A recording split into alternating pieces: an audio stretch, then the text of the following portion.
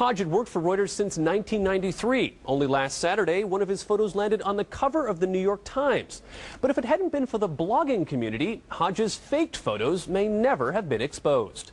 It's a sort of a taking back the reins of information, I guess you might say, from the mainstream media, and just double checking. And I think people are getting a lot more active about investigating these things.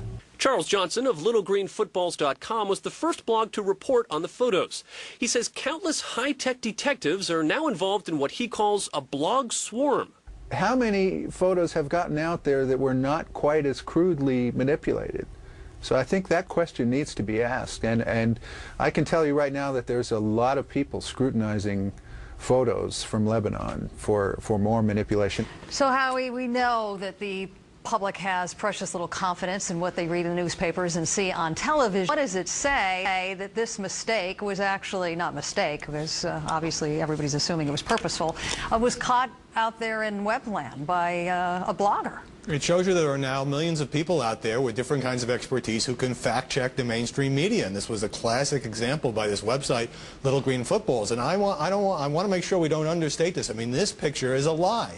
It's a fraud. It's a journalistic felony, as if you had handed in a story with facts that were made up. And other photographers have gotten into trouble. Some have lost their jobs over this kind of digital enhancement. I mean, this goes back to a decade ago when Time magazine apologized for darkening O.J. Simpson's face in an infamous cover shot. Technology makes it easy to do, and unfortunately that makes it all too easy for some journalists or photojournalists to succumb to the temptation of trying to improve these images. So what is it consumers are supposed to do about that, Howie? Well, you know, it's not easy. If I had looked at it not knowing there was anything wrong with it, I probably would have thought it was a perfectly legitimate photo. The original photo, unretouched, was dramatic enough. Why did the guy need to do this? But I do think it shows that editors and supervisors and producers have to be more vigilant, because if they don't, they're going to get spanked by people like this, these guys out on the web who are taking a magnifying glass to everything that we do. Well, on the Hezbollah side, it's really interesting. I was in Beirut, and you know, they took me on this sort of guided tour of the Hezbollah-controlled territories in southern Lebanon that were heavily bombed.